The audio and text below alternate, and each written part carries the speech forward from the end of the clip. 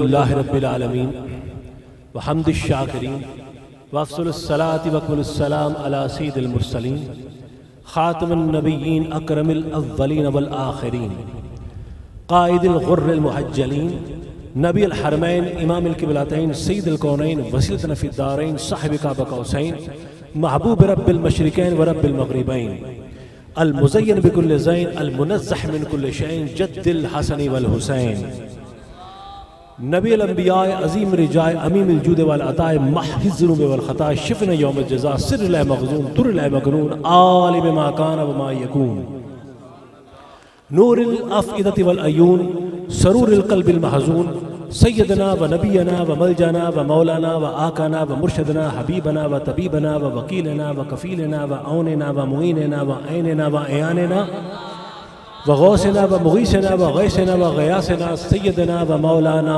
ابی القاسم محمد صلی اللہ علیہ وآلہ وسلم نبی المبعوث رحمت للعالمین وعلی آلہ الطیبین الطاہرین وازواجہ الطاہرات امہات المومنین واصحاب المکرمین المعظمین وعلی سائر اولیاء امتہ الکاملین العارفین وعلماء ملت الراشدین المرشدین وعلینہم اجمعین برحمتک رب العالمین یا ارحم الراحمین اما بعد فاعوذ باللہ من الشیطان الرجیم بسم اللہ الرحمن الرحیم اہدنا الصراط المستقیم صراط الذین انعمت علیہم غیر المغضوب علیہم ولا الضالین صدق اللہ العظیم وصدق رسولہ النبی الکریم العظیم ان اللہ وملائکتہ یصلون علی النبی یا ایھا الذین آمنوا صلوا علیہ وسلموا تسلیما صلوات پڑھیے باواز بلند صلاۃ والسلام علیک یا سید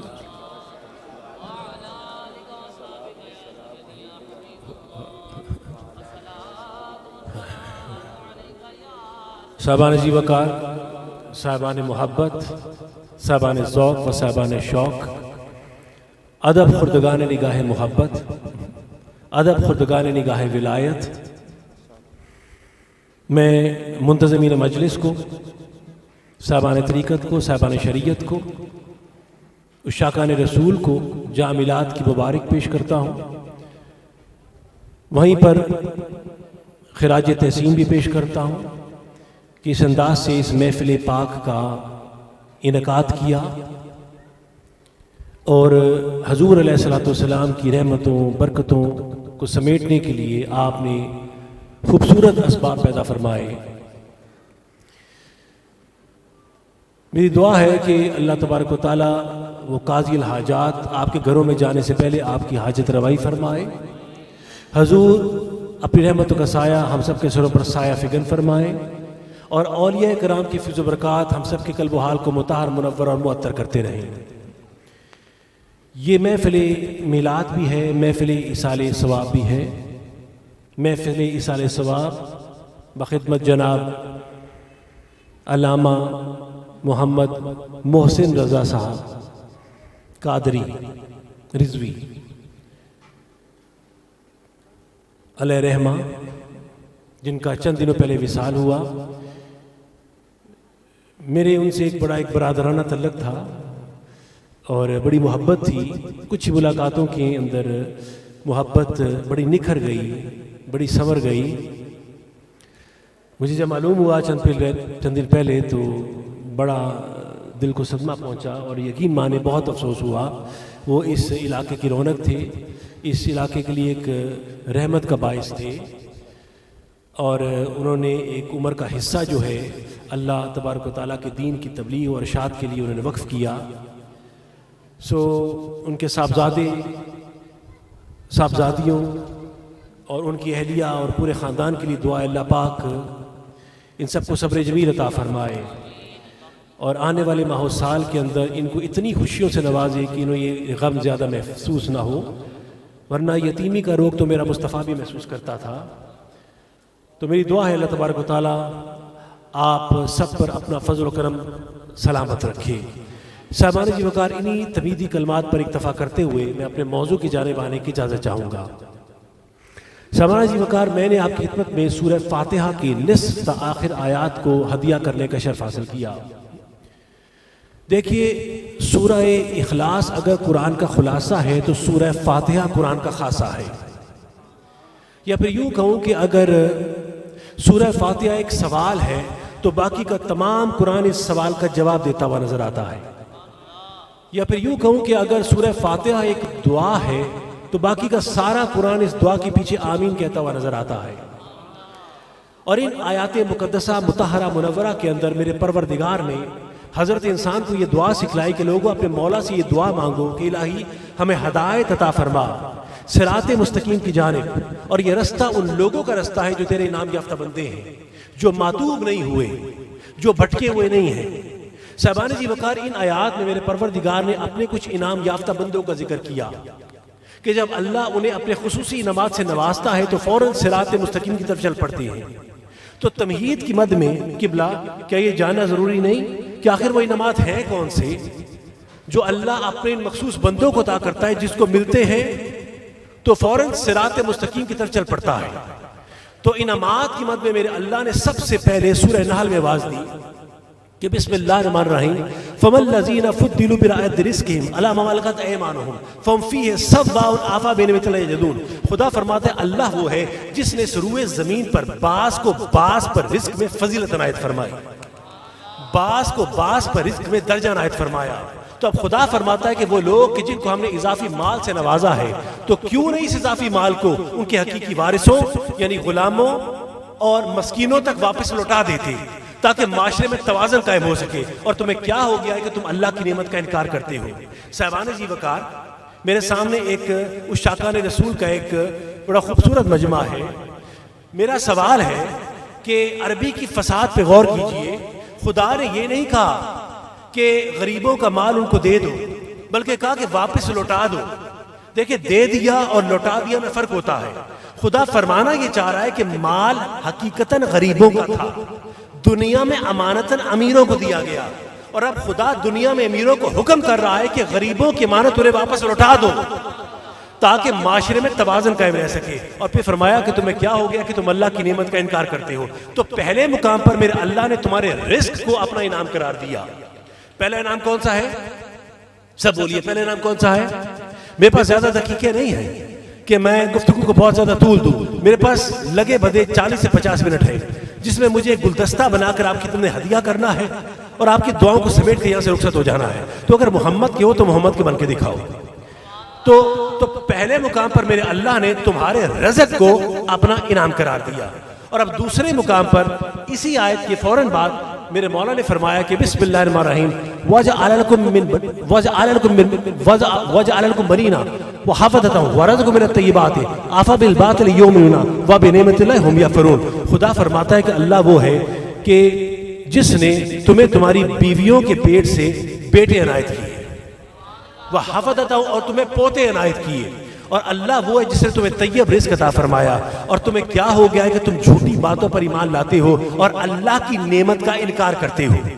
وَجَعَلَ لَكُم مِّنْ أَزْوَاجِكُمْ بَنِينَ، خدا فرماتا ہے کہ اللہ وہ ہے جس نے تمہیں تمہاری بیویوں کے پیٹ سے بیٹے عنایت کیے اور پوتے عنایت کیے۔ تو پہلے مقام پر خدا نے تمہارے رزق کو اپنا انعام قرار دیا، اور اب دوسرے مقام پر میرے پروردگار نے تمہاری اولاد کو بھی اپنا انعام قرار دیا۔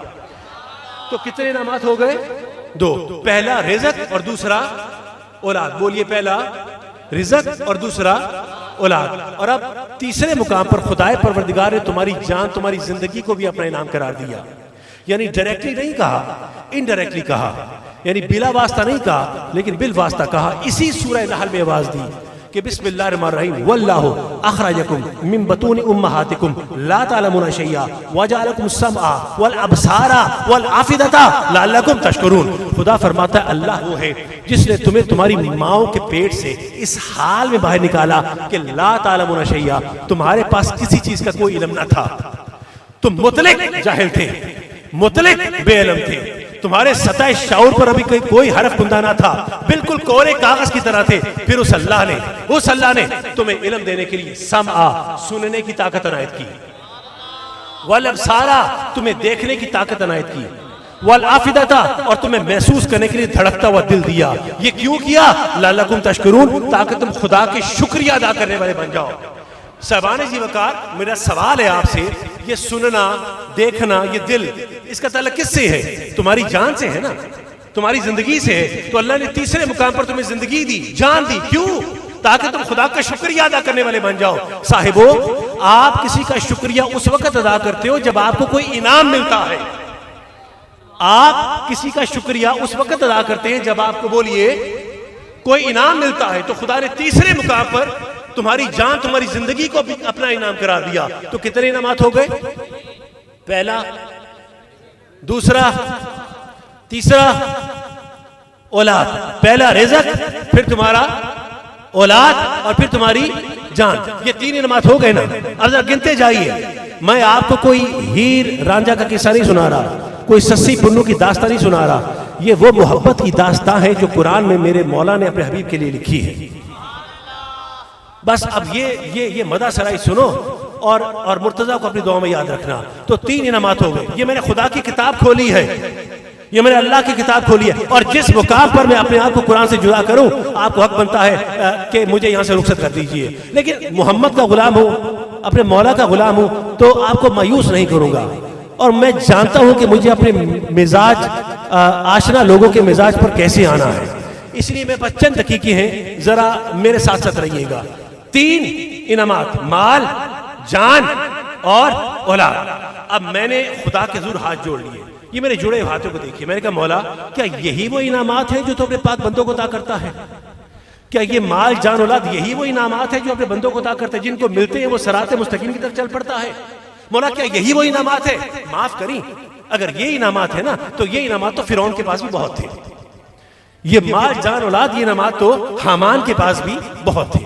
یہ انعامات تو نمرود کے پاس بھی بہت تھے۔ یہ انعامات تو ابو جہل، ابو لہب کے پاس بھی بہت تھے۔ اور یہ انعامات تو نے اس لعین کافر یزید کو بھی بہت دیے تھے۔ تو کیا وہ بھی تیرے مقرب بندے بن گئے؟ کیا وہ بھی تیرے انعام یافتہ بندے ہیں؟ کیا ہمیں بھی ان کے پیچھے چلنا چاہیے؟ تو آگے سے جواب آیا، مرتضیٰ ہرگز نہیں، یہ وہ انعامات نہیں ہے، کیونکہ وما اموالکم ولا اولادکم باللتی تقربکم عندنا زلفیٰ، یہ مال، جان، اولاد، یہ انعامات تمہیں اللہ سے قریب نہیں کر سکتے، کیونکہ خرد ہوئی ہے زمان و مکان کی زناری، نہ زمان ہے نہ مکان، لا الہ الا اللہ۔ یہ مال و دولت دنیا، یہ رشتہ و پیوند، بتانے وہم و گما، لا الہ، یہ مال، جان، اولاد، یہ وہ انعامات نہیں ہیں جو تمہیں اللہ سے قریب کرتے ہیں۔ توجہ کیا آپ نے؟ وما اموالکم ولا اولادکم، سورہ سبا ہے، وما اموالکم ولا اولادکم باللتی تقربکم عندنا زلفیٰ، یہ مال، جان، اولاد، یہ انعامات تمہیں اللہ سے قریب نہیں کر سکتے۔ اور اقبال نے کہا تھا، خرد ہوئی ہے زمان و مکان کی زناری، نہ زمان ہے نہ مکان، لا الہ الا اللہ۔ یہ مال و دولت و دنیا، یہ رشتہ و پیوند، بتانے وہم و گما، لا الہ الا اللہ۔ تو ایک بات تو ثابت ہو گئی کہ یہ مال، جان، اولاد، یہ سب دنیاوی انعامات ہیں۔ بیٹا بیٹھ جائیے، حرکت نہ ہو آپس، اب جہاں پر ہیں وہیں پر رہیے گا۔ مال، یہ گفتگو آپ کہاں گلی کے چوراہوں پہ سنو گے؟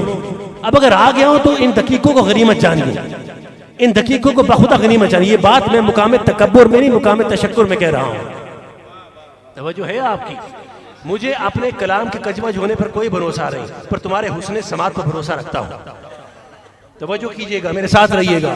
دیکھیے، مال، جان، اولاد، یہاں پر بات طے ہو گئی کہ یہ سب دنیاوی انعامات ہیں۔ کیا ہیں؟ یہ سب دنیاوی انعامات ہیں۔ اس کا مطلب کہ یہ خدا کے قرب کا براہ راست وسیلہ نہیں ہے۔ اس کا مطلب اس کے علاوہ بھی کچھ اور اللہ نے انعامات رکھے ہوں گے جو اپنے مخصوص بندوں کے لیے رکھے ہیں، جن کو ملتے ہیں وہ صراط مستقیم کی طرف چل پڑتا ہے۔ یہ تو دنیاوی ہو گئے نا، خدا نے خود ہی ان کا انکار کر دیا۔ اس کا مطلب کوئی اور بھی پھر انعامات ہوں گے جن کو اللہ نے اپنے پاک بندوں کے لیے سنبھال کے رکھا ہوگا۔ تو اب آپ کا دل نہیں کرتا کہ جانے کہ وہ کون سے انعامات ہیں؟ اگر ہمیں پتہ لگ جائے تو ہم بھی اسے پکڑ لیں اور خدا کے پاک بندوں میں شامل ہو جائیں۔ تو اب تک قرآن کا سہارا رہا ہے نا، اب بھی قرآن سے پوچھتے ہیں کہ قرآن تو بیان کر کہ یہ دوسرا انعامات کا گروہ کون سا ہے جو اللہ نے پاک بندوں کے لیے محفوظ رکھا ہے۔ تو جاؤ جا کے دیکھنا، سورہ لقمان میں آواز دی کہ بسم اللہ الرحمن الرحیم وَاسْبَغَ إِلَيْكُمْ نِعَمَهُ ظَاهِرَةً وَبَاطِنَةً۔ خدا فرماتا ہے ہم نے دنیاوی نعمتوں کے علاوہ کچھ روحانی نعمتیں بھی رکھی ہیں۔ ہم نے دنیاوی نعمتوں کے علاوہ کچھ روحانی نعمتیں بھی رکھی ہیں. اس کا مطلب یہ انعامات کا دوسرا گروہ روحانی نعمتوں کا ہے. یہ میں نہیں کہہ رہا، قرآن کہہ رہا. میں کوئی حدیث پیش نہیں کر رہا، میں صرف قرآن کے آیات کو کھول کھول کے پیش کر رہا ہوں کہ خدا فرماتا ہے کہ ہم نے دنیاوی نعمتوں کے علاوہ کچھ روحانی نعمتیں بھی رکھی ہیں. اس کا مطلب وہ دوسرا گروہ روحانی نعمتوں کا ہے جو اللہ اپنے مخصوص بندوں کو عطا کرتا ہے. جس کو ملتے ہیں وہ فوراً صراط مستقیم کی طرف چل پڑتا ہے. اب آپ کو دنیاوی نعمات کا تو پتا ہے اس میں کون کون سی نعمات ہیں. کون کون سے ہیں؟ مال ہے، جان ہے، اولاد ہے. بات واضح ہو گئی. تو اب کیا یہ جاننا ضروری نہیں کہ روحانی نعمتوں میں کون کون سی نعمات ہیں؟ اگر ہمیں پتہ لگ جائے تو ہم بھی پکڑ کر اس کے پاک بدوں میں شامل ہو جائیں یا ان کے پیچھے چلنے لگ جائیں. دل کرتا ہے نا کہ ان میں کون کون سی نعمات ہیں. تو مجھے 2 منٹ کا وقفہ دے دیں، صرف بریک ہے 2 منٹ کی. میں اس کے بعد آپ کو بیان کرتا ہوں کہ وہ کون کون سی نعمات ہیں. میں ایک کوشچن فلوٹ کر رہا ہوں، آپ کے سپورٹ کر رہا ہوں. مجھے اس سوال کا ذرا جواب دیجئے.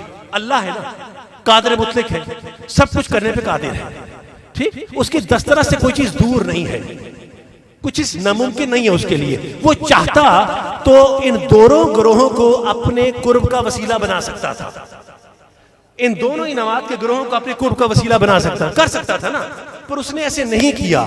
اس نے ایک کو اپنے قرب کا وسیلہ بنایا اور دوسرے کو نہیں بنایا. اس کی وجہ کیا؟ اس کی وجہ کیا؟ وہ کر سکتا تھا، سب کو اپنے قرب کا وسیلہ بنا سکتا تھا، پر اس نے ایسا نہیں کیا. انعام کے 2 گروہ بنا دیے. ایک کو کہا کہ یہ براہ راست قرب کا وسیلہ نہیں بنتے، اور دوسرے کو کہا کہ یہ میرے قرب کا وسیلہ ہے. تو وجہ کیا ہے؟ خدا نے انعامات کے 2 گروہ کیوں بنائے؟ یہ سنیے اور مجھے آگے بڑھنے کی اجازت بخشیے. دیکھیے، میرا کون سا محترم سننے والا اس بازار میں اور اس مصروف بازار میں یہ نہیں جانتا کہ یہ دنیا فانی ہے، فنا ہو جانے والی ہے، ٹھیک؟ یہ باقی نہیں رہے گی. ایسے ہی ہے نا. اس کا مطلب جتنی دنیاوی نعمتیں ہیں وہ بھی فانی ہیں، ٹھیک؟ دنیاوی نعمتیں بھی فانی ہیں. جس پر آئیں گی اسے بھی فنا ہونے سے بچا نہیں سکتی، کیونکہ خود فانی ہے. جس پر آئیں گی اسے بھی فنا ہونے سے بچا نہیں سکتی. دیکھیں، تمہارا رزق ایک فانی نعمت ہے. حلال کا اربوں خربوں روپیہ اکٹھا کر لو، تمہارا مال بھی تمہیں فنا ہونے سے بچا نہیں سکتا، کیونکہ خود فانی ہے. جس پر آئے گا اسے بھی فنا ہونے سے بچا نہیں سکتا. تمہاری اولاد ایک فانی نعمت ہے. 10-12 لڑکے پیدا کر لو حلال کے، سارے حافظ قرآن ہو، نیک سیرت ہو، تابعدار فرمانبردار ہو، پر تمہاری نیک اولاد بھی تمہیں فنا ہونے سے بچا نہیں سکتی. خود فانی ہے، جس پر آئے گی اسے بھی فنا ہونے سے بچا نہیں سکتی. تمہاری زندگی جان ایک فانی نعمت ہے. کھا کھا کے ڈھول ہو جاؤ، یا کثرت کر کے باڈی بلڈر بن جاؤ، یا 900 سال کی عمر پالو، پر تمہاری اچھی صحت، خوبصورت جسم، تمہاری لمبی عمر تمہیں فنا ہونے سے بچا نہیں سکتی، کیونکہ خود فانی ہے. جس پر آئے گی اسے بھی فنا ہونے سے بچا نہیں سکتی. تو جتنی دنیاوی نعمتیں ہیں وہ فانی ہیں، جس پر آئیں گی اسے فنا ہونے سے بچا نہیں سکتی. اس کے برعکس روحانی نعمتیں نکلی ہیں روح سے، روحانی نعمتیں نکلی ہیں روح سے. اور میرا کون سا محترم سننے والا اس نے علماء کرام سے یہ نہیں سنا کہ میرے اللہ نے فرمایا کہ وَنَفَخْتُ فِيهِ مِن رُوحِي، کہ جو تمہارے اندر روح ہے نا یہ اللہ کی پھونک کا نتیجہ ہے. اور پھر فرمایا ثُمَّ اسْتَوَىٰ وَنَفَخَ فِيهِ مِن رُوحِي، کہ جو اللہ نے تمہارے اندر روح رکھی ہے یہ اس کی پھونک کا نتیجہ ہے. تو جب اللہ کی اپنی پھونک ہوگی تو پھر فانی نہیں ہوگی، لا فانی ہوگی. توجہ ہے آپ کی؟ اگر اللہ کی پھونک ہے تو پھر فانی نہیں ہوگی بلکہ لا فانی ہوگی. اس کا مطلب کیا کہ جتنی روحانی نعمتیں ہیں وہ بھی لا فانی ہیں. جتنی روحانی نعمتیں ہیں وہ بھی لا فانی ہیں. جس پر آئیں گی اسے بھی لا فانی بنا دیں گی. دنیاوی نعمتیں فانی، جس پر آئیں گی فنا ہونے سے بچا نہیں سکتی. روحانی نعمتیں لا فانی، جس پر آئیں گی اسے بھی لا فانی بنا دیں گی. اب آپ کو پوچھنے کا حق ہے کہ شاہ جی اب تو بیان کر دو کہ وہ روحانی انعامات کون سے ہیں. تو میں کہوں گا بہت مرتبہ اس آیت سے سنا ہے. ایک مرتبہ مرتضی فقیر سے سنتے چلو کہ بسم اللہ الرحمن الرحیم وَمَن يُطِعِ اللَّهَ وَرَسُولَهُ فَأُولَٰئِكَ مَعَ الَّذِينَ أَنْعَمَ اللَّهُ عَلَيْهِم مِّنَ النَّبِيِّينَ وَالصِّدِّيقِينَ وَالشُّهَدَاءِ وَالصَّالِحِينَ.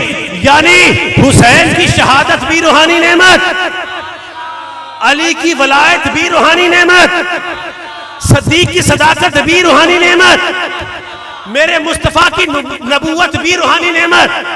تو اب اگر دائیں بائیں سے کوئی ملا پوچھے کہ ہم میں اور نبی میں فرق کیا ہے، وہ ہم جیسا، ہم اس جیسے، فقط بڑے بھائی کی طرح ہیں، کوئی فرق نہیں، تو کہہ دینا ملا زیادہ فرق نہیں، صرف اتنا کہ تجھ پر نعمت جسمانی ہے اس لیے تو فانی ہے، میرے مصطفیٰ پر نعمت روحانی ہے اس لیے وہ لا فانی ہے۔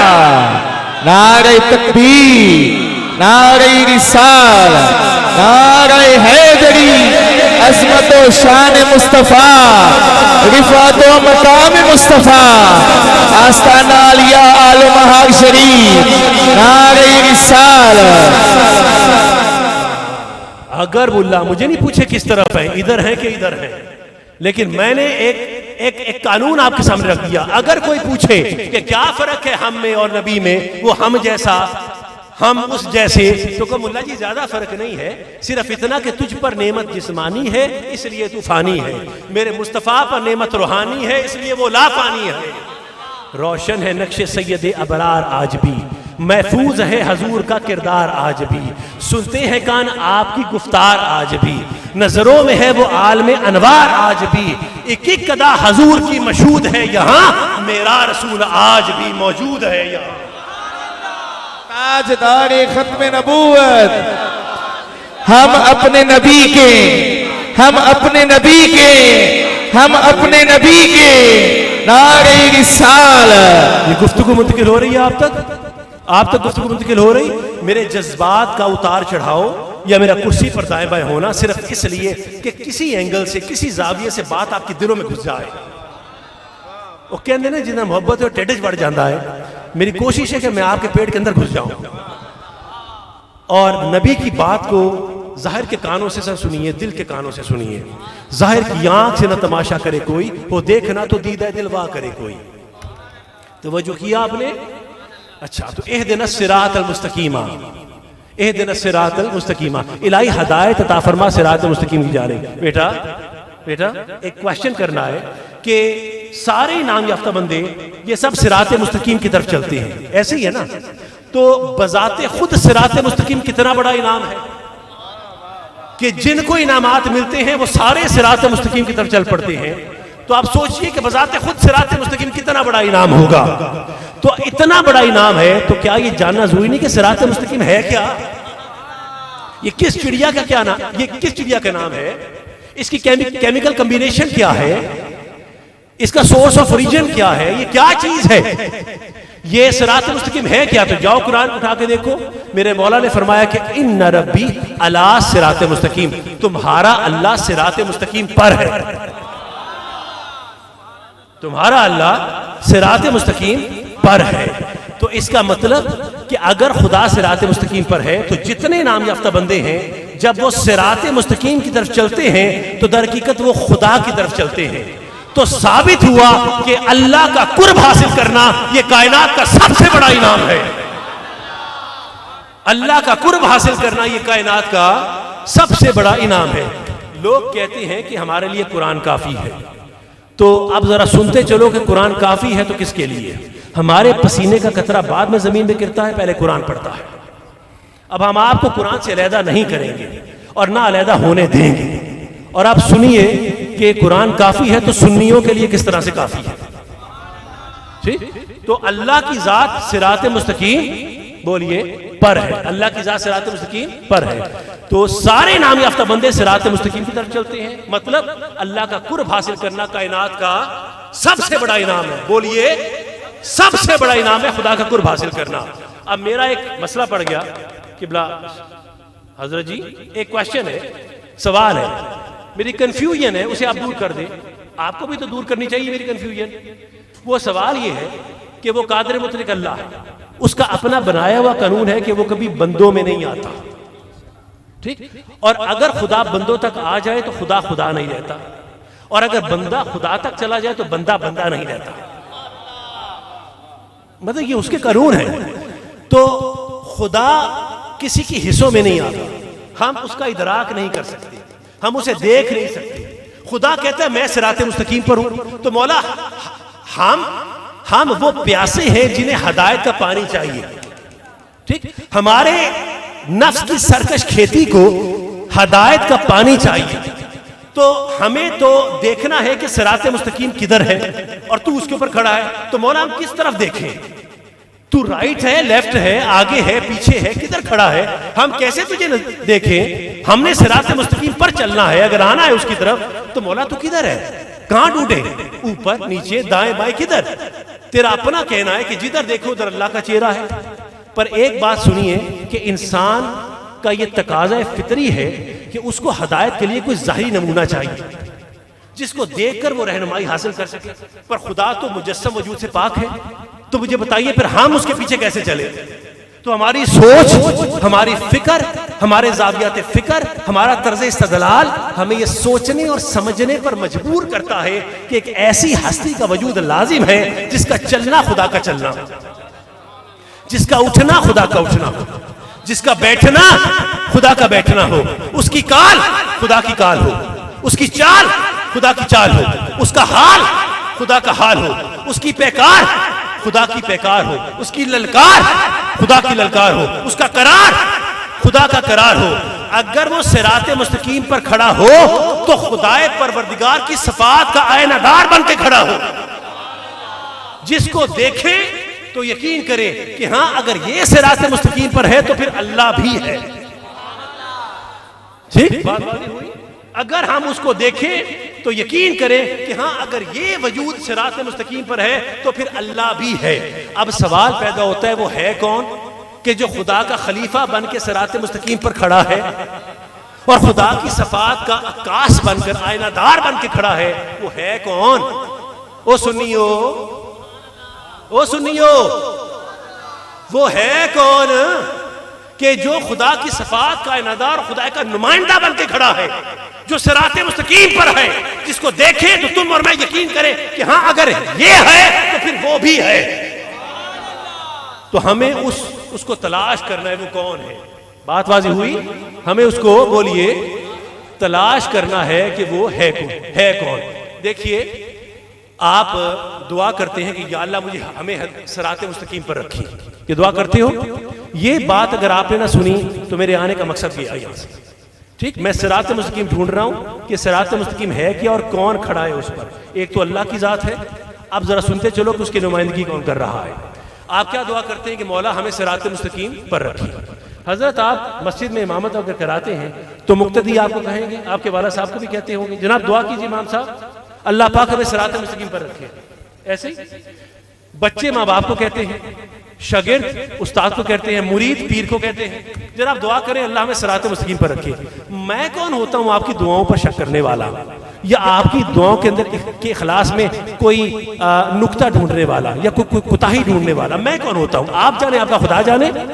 لیکن میں ایک سوال اس ممبر کی قسم اٹھا کے کہتا ہوں کہ آپ لاکھ دعائیں کرو کہ یا اللہ ہمیں صراط مستقیم پر رکھی، اور نیک سیرت ہو کر نیک عمال کر کے تم دعا کرو کہ یا اللہ ہمیں صراط مستقیم پر رکھی، اس کے باوجود تم کبھی صراط مستقیم پر نہیں آ سکتے، تم کبھی صراط مستقیم پر نہیں آ سکتے۔ دعا کیا کرتے ہو؟ اہدنا الصراط المستقیم۔ بیٹا کدھر چل پڑے آپ یہ کیا ہوا؟ گھبرا گئے آپ؟ ہاں دیکھیں، اگر تو وضو کا معاملہ ہے تو آپ کے وضو کی ذمہ داری میرے سپرد، خدا پوچھے تو مجھ سے پوچھے، لیکن آپ سے زیادہ اس گفتگو کو منتقل کرنے میں جب میں کوشش کر رہا ہوں تو مجھے آپ کا بھی آسرا چاہیے، آپ کا بھی سہارا چاہیے۔ ٹھیک، آپ میری تھکاوٹ اتاریے، میں آپ کی تھکاوٹ اتاروں، ٹھیک ہے نا؟ اب اگر آیا ہوں تو کچھ کہہ کے تو جانا ہے۔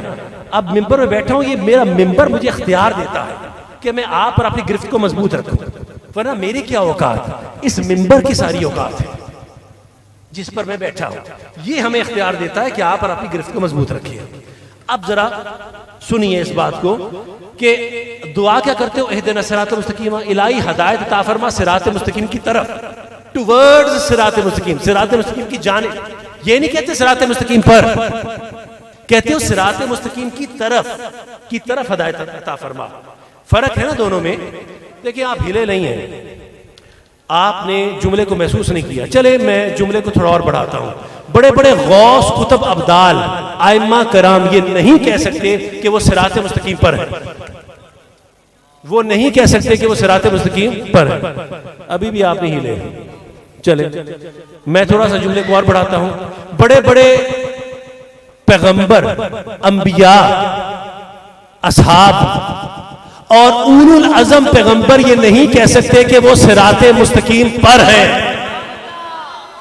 وہ نہیں کہہ سکتے کہ وہ صراط مستقیم پر ہیں. میں نے کیا کہا؟ بڑے بڑے جلیل القدر انبیاء، پیغمبر نہیں، اولو العزم پیغمبر یہ نہیں کہہ سکتے کہ وہ صراط مستقیم پر ہیں. ہر کوئی نہیں کہہ سکتا. توجہ ہے آپ کی؟ ہر کوئی نہیں کہہ سکتا کہ وہ صراط مستقیم پر ہے. میں ایک مرتبہ دوبارہ کہہ رہا ہوں، ہر کوئی نہیں پر کوئی ہے.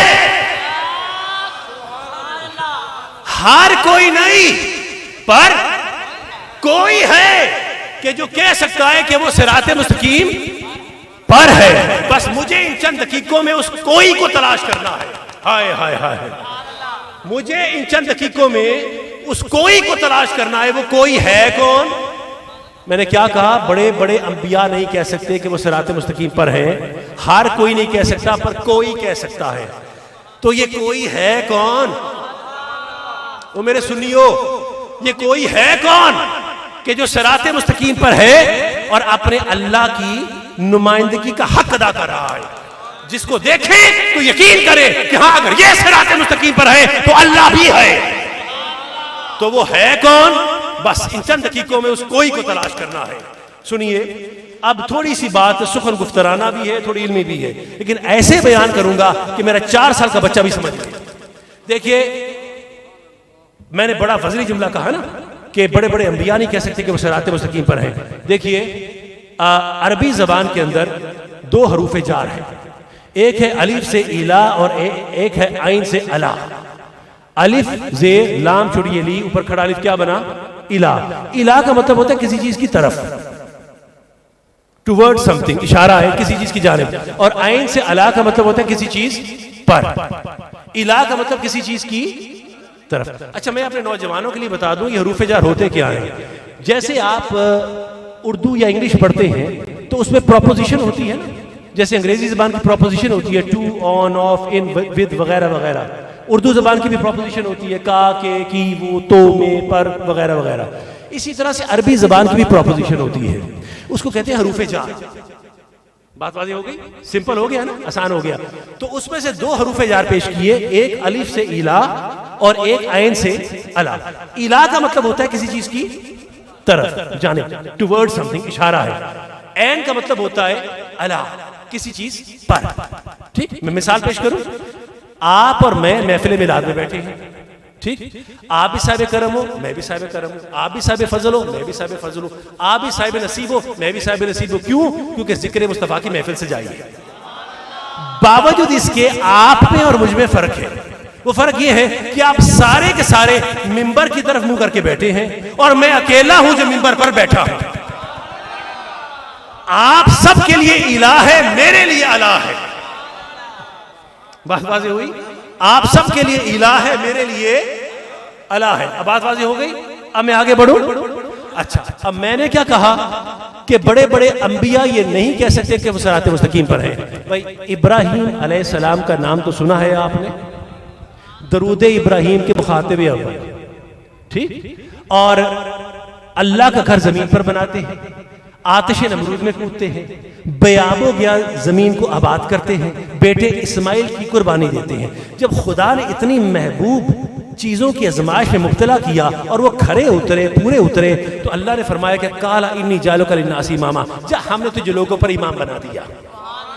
یہ وہ کائنات کا پہلا رسول ہے جس سے امامت و ولایت کا آغاز ہوتا ہے. ابراہیم وہ پہلے رسول ہیں جن سے سلسلہ امامت و ولایت کا، بولیے، آغاز ہوتا ہے. ابراہیم سے ہوتا ہے سلسلہ امامت کا آغاز.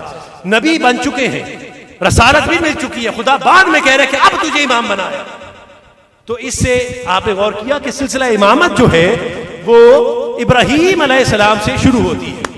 اب خدائے پروردگار نے سورہ نحل کی غالباً آیت 120 یا 121 بسم اللہ کے فرق کے ساتھ خدا نے وہاں پر ابراہیم کے اوصاف گنوائے اور گنوا کر آخر میں جملہ لکھ دیا.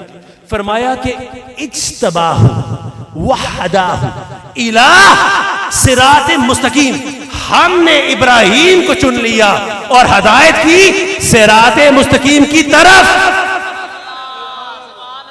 الی صراط مستقیم پر نہیں، ابراہیم صراط مستقیم کی طرف ہے۔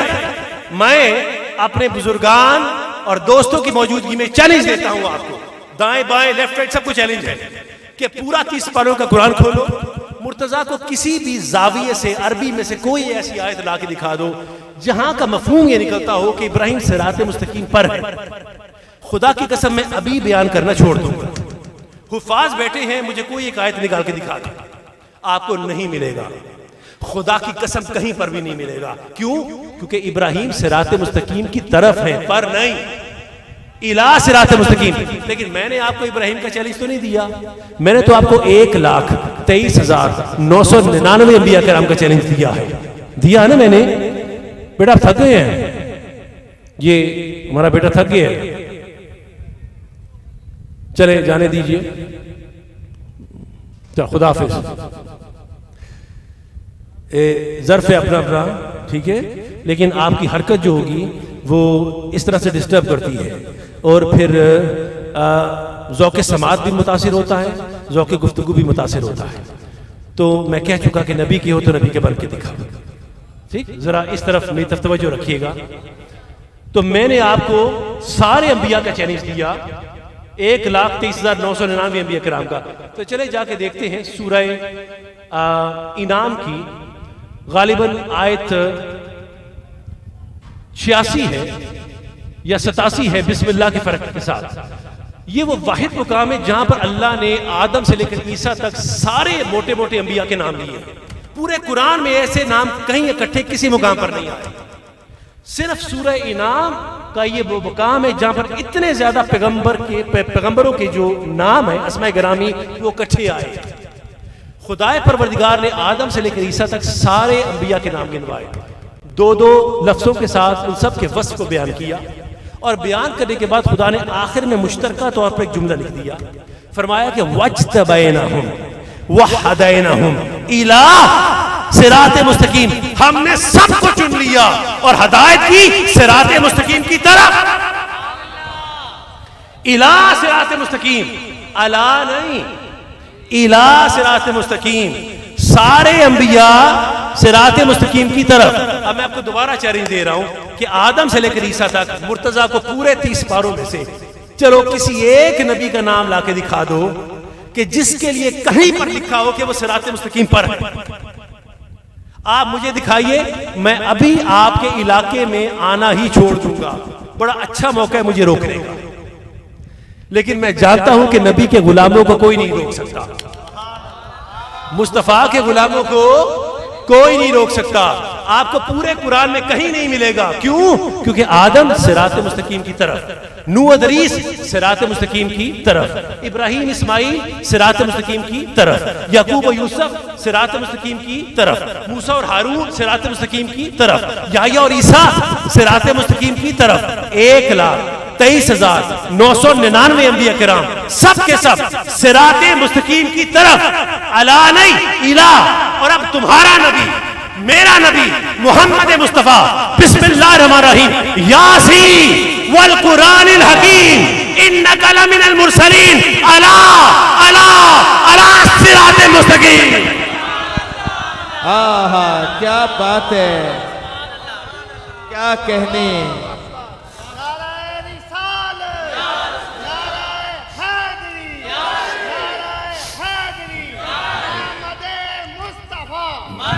عظمت و شان مصطفیٰ، عظمت و شان مصطفیٰ، سارے ہاتھ اٹھا کے بولے یار، عظمت و شان مصطفیٰ، رفعت و مقام مصطفیٰ، رفعت و مقام مصطفیٰ، نعرہ رسالت۔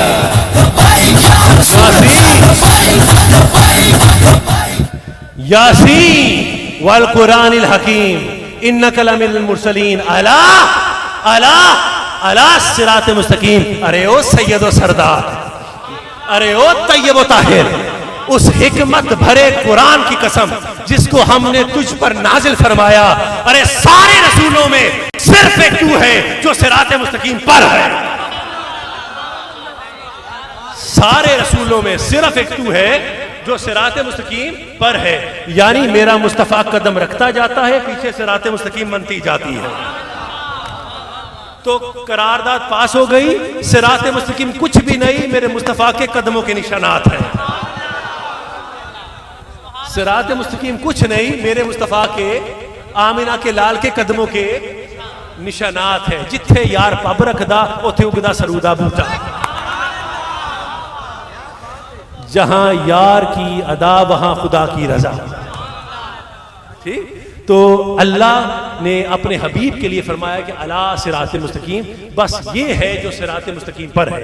تو حضور کی ذات صراط مستقیم پر، اور میں نے پہلے بیان کیا تھا کہ اللہ بھی صراط مستقیم پر ہے۔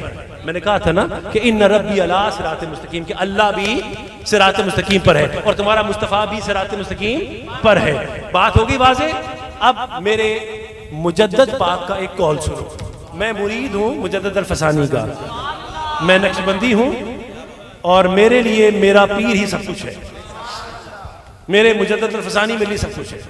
ٹھیک، میں ان کے عقیدے کو فالو کرتا ہوں، مجددی ہوں، ان کے نام پر ہی میں بیعت ہوا اور انہی کا طریقہ لے کے چل رہا ہوں، اور انہی کا نام لیتے ہوئے میرا خاتمہ ہونا ہے۔ تو اس لیے میں اپنے پیر کی بات سنا رہا ہوں کہ مجدد الفسانی مکتوبات امام ربانی میں فرماتے ہیں کہ ہمیں فیض نبوت بوسیلہ صدیق اکبر ملتا ہے، ٹھیک، اور فیض ولایت بوسیلہ مولا کائنات جناب علی کرم اللہ وجہ الکریم ملتا ہے۔ فیض نبوت بولیے بوسیلہ صدیق اکبر ملتا ہے، اور فیض ولایت بوسیلہ مولا کائنات مولا علی ملتا ہے۔ اب اس کو ذہن میں رکھیے گا، مجھے اپنے پیر کے جملے پر ہی گفتگو تمام کر دینی ہے۔ نبی صراط مستقیم پر، اللہ بھی صراط مستقیم پر، ٹھیک۔ امام حسن عسکری رضی اللہ تعالیٰ عنہ ائمہ اہل بیت کے 11ویں امام، اور ہمارے بھی امام امام حسن عسکری، میرے مجدد پاک فرماتے ہیں مکتوبات میں کوئی شخص سلسلہ ولایت کو چھو نہیں سکتا، اس کو ہوا تک نہیں لگ سکتی ولایت کی، اگر وہ 12 اماموں کی ولایت اور غوث پاک کی ولایت پر ایمان نہیں لاتا، اس کو ولایت کی ہوا چھو نہیں سکتی۔ اور اگر میں پوچھوں کہ کوئی مجھے 12 اماموں کے نام بتائے تو زبانیں گونگی ہو جائیں، میں کہوں ترتیب سے بتائے تو تب بھی زبانیں گونگی ہو جائیں۔ کتنے افسوس کی بات ہے، چیز ہماری تھی، بے قدری کی، فار گرانٹڈ لیا، غیروں کے سپرد کر دیا۔ یہ جو نبی کے پیارے ہیں سب ہمارے ہیں، یہ نبی کے پیارے ہیں سب ہمارے ہیں۔ تو امام حسن عسکری آپ ائمہ اہل بیت کے 11ویں امام ہیں، ان کی تفسیر ہے تفسیر حسن عسکری، ایک معروف تفسیر ہے، بعض جو بڑے مدارس ہیں ان کے اندر یہ پڑھائی جاتی ہے، سکھائی جاتی ہے، وہاں پر موجود بھی ہے تفسیر حسن عسکری۔ بولیے کون سی؟ حسن عسکری ہے۔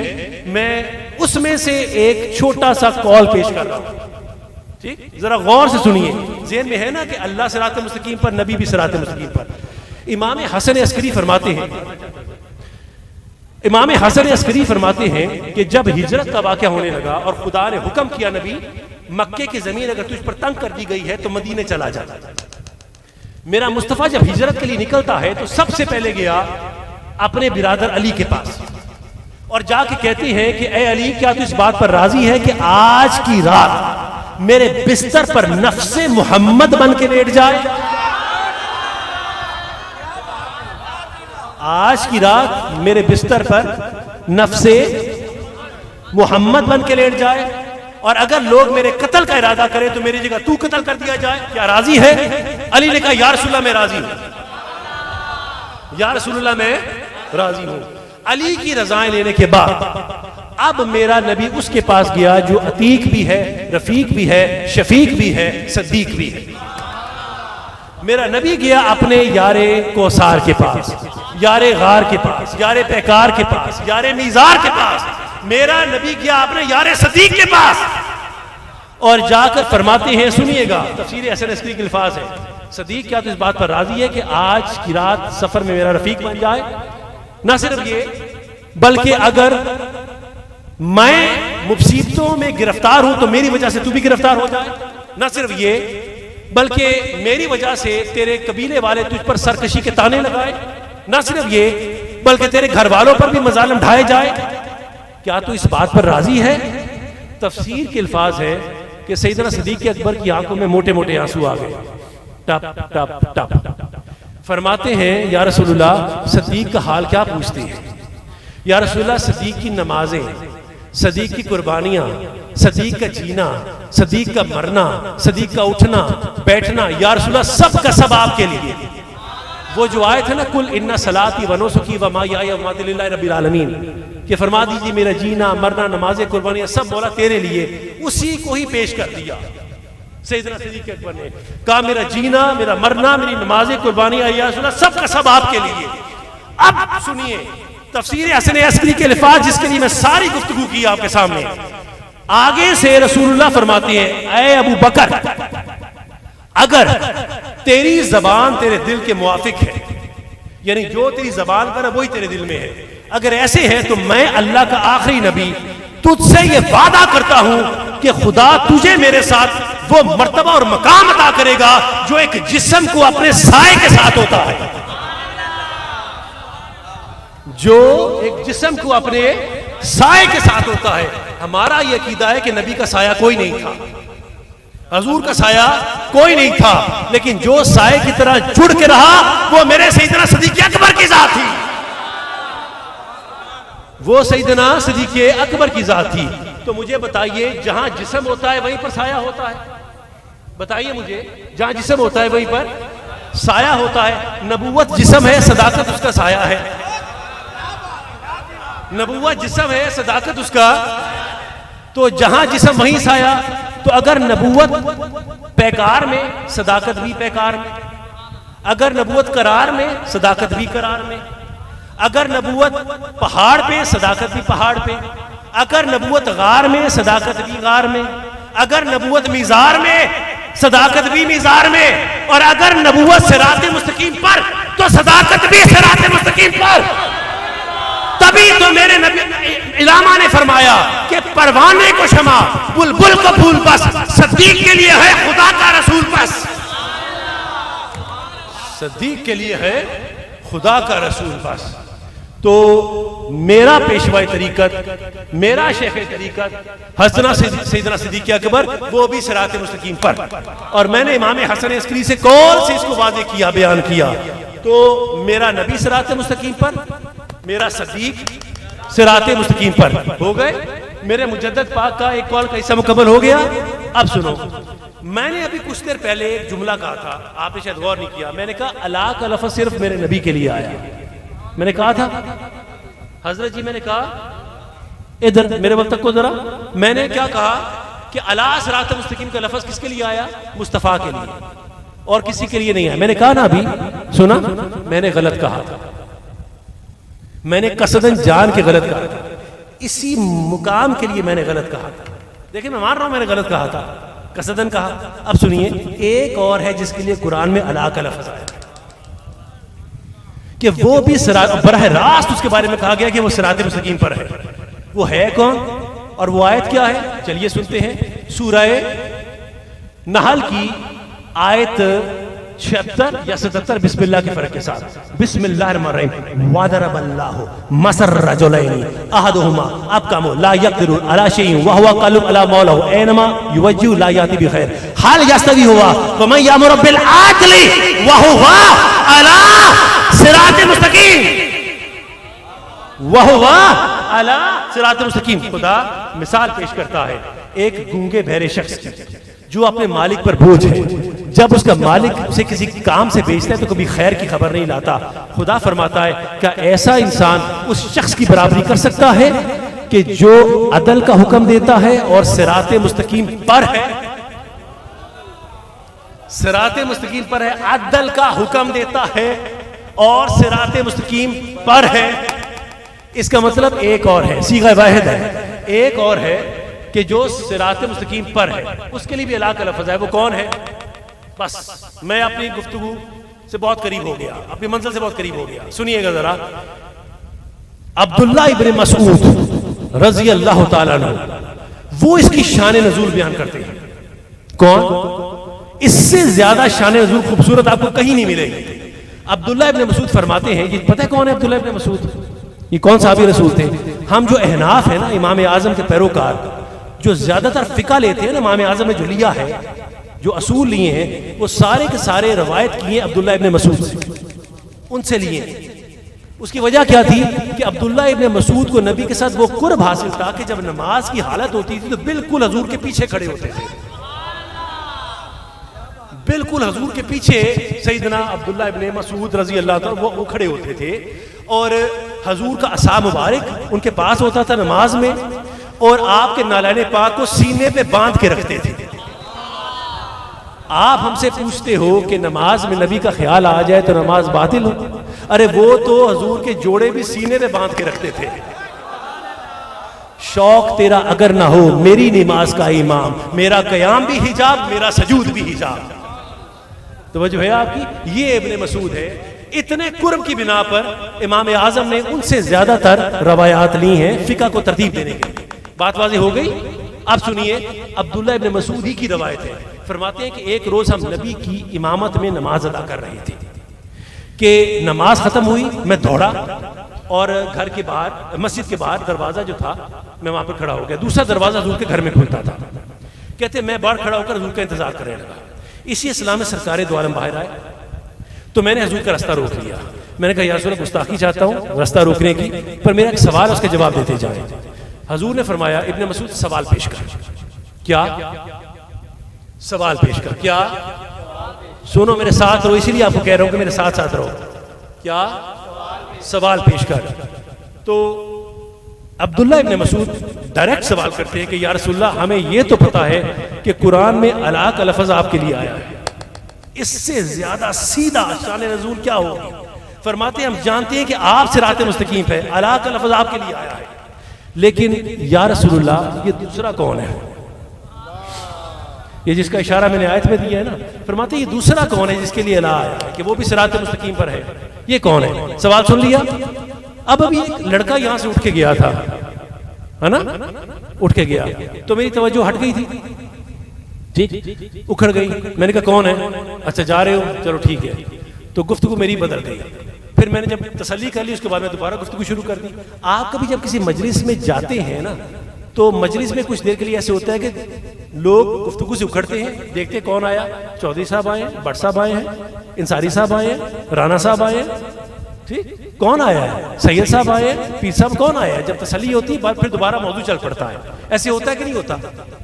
ہوتا ہے نا ایسے۔ جس دن کا واقعہ پیش کر رہا ہوں اس دن بھی ایسا ہوا، جس دن کا واقعہ پیش کر رہا ہوں اس دن بھی ایسا ہوا۔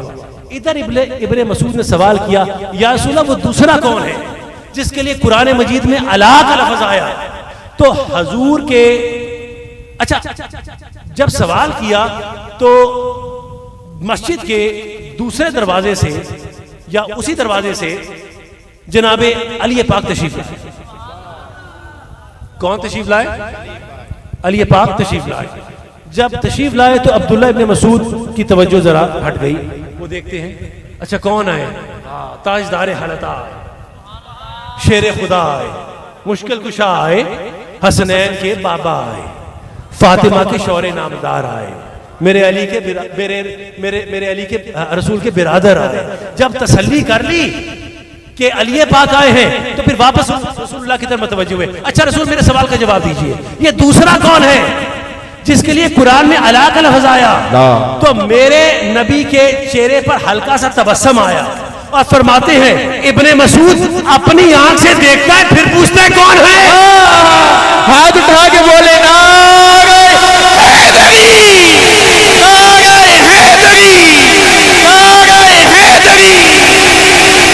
اپنی آنکھ سے دیکھتا ہے پھر پوچھتا ہے کون ہے؟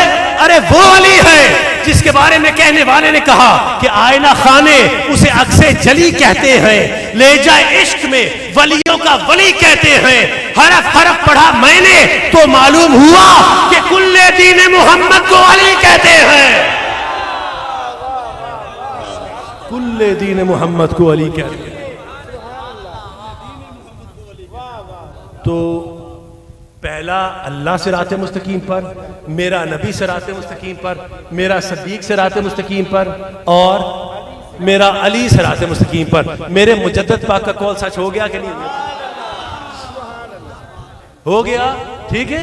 اب سنو آخری بات، ایک چوتھا بھی ہے، وہ کہتا ہے میں بھی بیٹھا ہوں وہاں پر اور میں دھکے سے بیٹھا ہوا ہوں، میں دھکے سے بیٹھا ہوا ہوں، میں نے بھی بیٹھنا ہے یہاں پر. اس نے ضد لگا دی، ٹھیک، اور ابا واستکبر، بہت بڑا متکبر تھا وہ، بہت بڑا متکبر تھا، استکبر تھا، خدا نے کہا بہت تکبر کیا اس نے. اب جب اس نے تکبر کیا کہ میں بھی بیٹھا ہوں اور خدائے پروردگار اسے روندہ درگاہ کہ ابلیس شیطان کی بات کر رہا ہوں، کیا کہا کہ قالا فبما اغویتنی لا اقعدن لهم صراطک المستقیم، سورہ راف. کہتے کہ مولا تو نے مجھ کو گمراہ کیا. ابلیس کہتا ہے مولا تو نے گمراہ کیا. تو شیطان کا کہنا ہے کہ اللہ گمراہ کرتا ہے، مومن یہ نہیں مانتا. ہائے ہائے ہائے، شیطان کا عقیدہ ہے کہ اللہ گمراہ کرتا ہے، شیطان کا عقیدہ ہے کہ اللہ گمراہ کرتا ہے، مومن کا یہ عقیدہ نہیں ہے. اِنَّا هَدَيْنَاهُ السَّبِيلَ اِمَّا شَاكِرًا وَإِمَّا كَفُورًا، ہم نے تمہیں ہدایت کی سبیل دے دی، تمہاری مرضی، چاہے تو ایمان لاؤ چاہے تو کافر ہو جاؤ، تو اللہ نے اختیار تمہیں دیا. یہ شیطان کا کہنا ہے کہ گمراہ اللہ کرتا ہے، اللہ گمراہ نہیں کرتا. بولیے اللہ گمراہ نہیں کرتا، یہ شیطان کا عقیدہ ہے. یہ بھی ایک موضوع ہے، پھر کبھی بات ہوگی. لیکن سنیے، اسے کہا مولا تو نے مجھے کہا، میں مجھے گمراہ کیا، اب میں وعدہ کرتا ہوں کہ میں تیرے صراط مستقیم پر بیٹھ جاؤں گا. قال فبما اغویتنی لا اقعدن لهم صراطک المستقیم، میں تیرے صراط مستقیم پر بیٹھوں گا، تیرے آنے جانے والوں کو گمراہ کیا کروں گا، میں تیرے آنے جانے والوں کو بولیے گمراہ کروں گا. تو شیطان کا بیٹھا ہے، بولیے صراط مستقیم پر، وہ بھی بیٹھا ہے کس لیے؟ بولیے نا، گمراہ کرنے کے لیے. کس سے گمراہ کرے گا؟ کس سے گمراہ کرے گا؟ اور سنیو، میرے ساتھ وہ سلوک نہ کرو کہ ساری رات ہیر سنی تو سویرے اٹھ کے پوچھا کہ ہیر کڑی سی کہ منڈا سی. اب وہ حال نہ کرو. ابھی تو بیان کر کے آیا کہ صراط مستقیم پر نبی ہے، صدیق ہے، علی ہے، یا یوں کہوں کہ نبوت ہے، صداقت ہے، ولایت ہے. تو اگر شیطان گمراہ کرے گا تو یا تو نبی کے پاس جانے والوں سے گمراہ کرے گا، یا صدیق کے پاس جانے والوں سے گمراہ کرے گا، یا علی کے پاس جانے والوں سے گمراہ کرے گا. تو اب اگر تم نے دیکھنا ہے کہ شیطان کا کون ہے، رحمان کا کون ہے، تو زیادہ فلسفوں میں جانے کی ضرورت نہیں ہے. چند نعرے لگا کے دیکھ لو، ایک نعرہ تکبیر، پھر نعرہ رسالت، نعرہ تحقیق اور نعرہ حیدری. اگر چہرے پر ناراضگی آ جائے تو سمجھنا کنی ہے، اور چہرہ مسکرا اٹھے تو سمجھنا سنی ہے.